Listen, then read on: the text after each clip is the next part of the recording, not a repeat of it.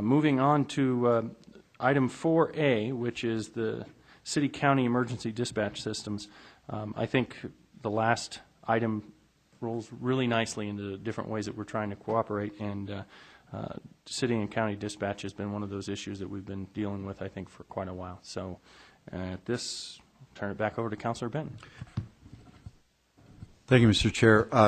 This is an item that this body has discussed in the past, and just kind of wanted to get an update. Maybe we could have the two chiefs, who I think are both here, or whoever they want to bring with them, to come on up and let us know where we stand with this. The discussion kind of began with an idea, as Mr. Ancone mentioned, of actually having the dispatches under one roof.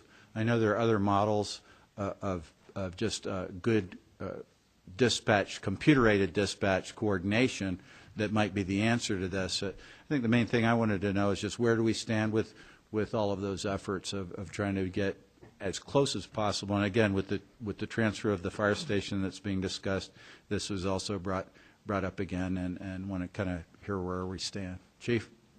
Well, Mr. Chair, members of the Commission, we've actually been meeting quite often on a few issues, and one being communication, and the second being mutual aid agreements. These two issues are separate, but at the end of the day, they kind of tie in together. And so what we're trying to do right now with the City of Albuquerque is look at the best way to do business on a regular basis. How can we accomplish the task with the way we have our system set today? With communications, the way we're looking at it is we'd like to keep the redundancy, and I think both agencies would agree the redundancy of the system is important. But by doing so, how do we accomplish bringing the systems together in separate facilities? And so some of the things that we're looking at in the future, we're looking at the CAD systems, the computer-aided dispatch systems. We're looking at automatic vehicle location, and we're looking at interfaces to bring the two systems together, the Tiburon CAD and the Motorola CAD together. These things are done pretty much throughout the country. What we have to do is find the solutions to these issues. In the meantime, we're looking at automatic and mutual aid agreements to start doing some of those things through documents in geographic mapping so we can start that process today.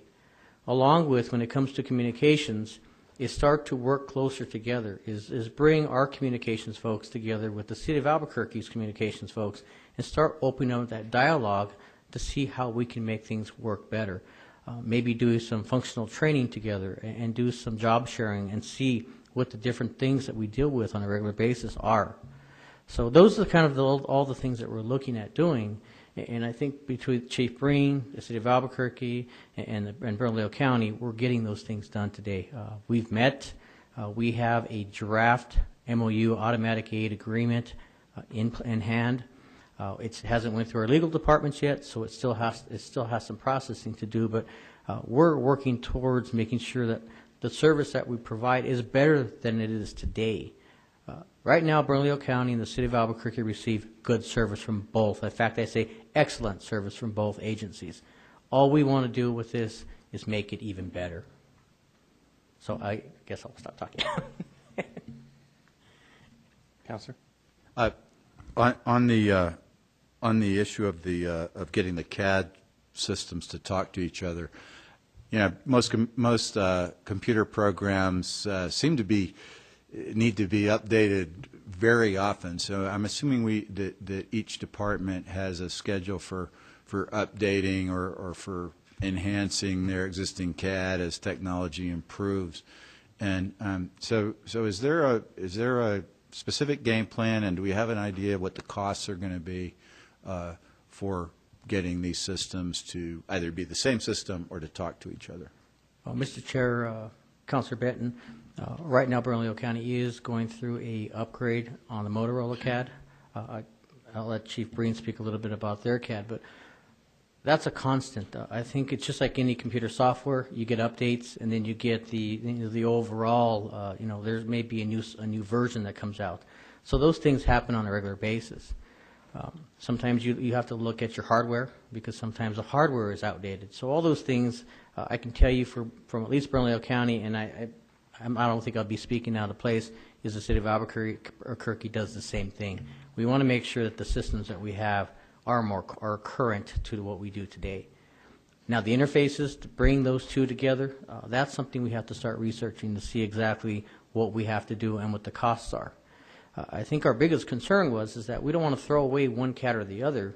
We want to keep the systems and just find something to bring them together at minimal cost. And that's the next step of what we're trying to do, is see what is that cost. Once we can bring all those systems together, the AVL, the CADs, and all those, then we functionally will be in one building in two separate locations, because we'll be able to see each other's vehicles. We'll be able to see what that actual vehicle is doing.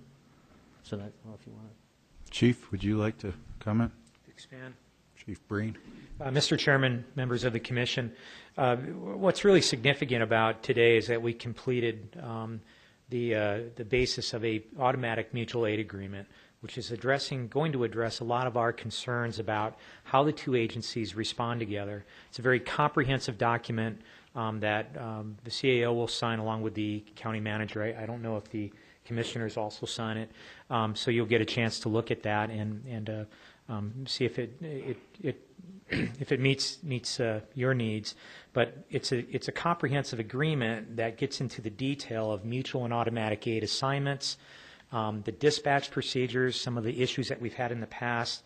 It standardizes the incident command, resource management, incident communications, a lot of the things that we want so that we respond in a better coordinated manner are outlined in this document. The document also contains a number of supporting documents that further clarifies some of the special operations and, again, the actual dispatch procedures when we do use automatic or mutual aid. And just to clarify, mutual aid is requested from one agency through another. Automatic aid is when that resource is automatically dispatched.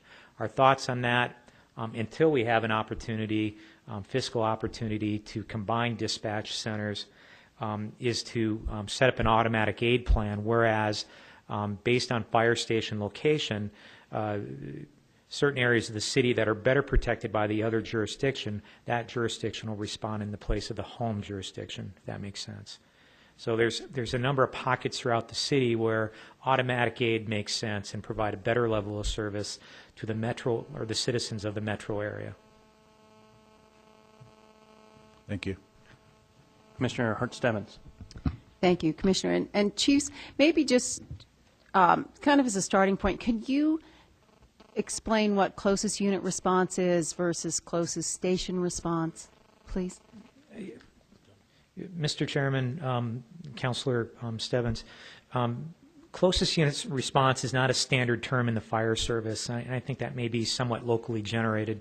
And I think what it means, though, is in an automatic fashion, if you have a consolidated dispatch center, you have one dispatch center dispatching multiple agencies, police, fire, multiple fire departments to cover the 911 calls that come into that particular center. And it basically, I don't want to say ignores jurisdictional boundaries, but it dispatches the closest unit based on a GPS or automatic vehicle location identification for that particular vehicle. Whereas closest station response, you have an area where let's say the city has a closer fire station to the county's jurisdiction, like Paradise Hills is a good example of that, we would automatically and routinely dispatch to that particular area. And that's agreed upon within the current mutual automatic aid agreement. And how is that different from what we have in place now? Right now, there's no formal agreement in place. The last MOU expired a year ago, and it had no substance to it whatsoever. And so this really clarifies and clearly identifies the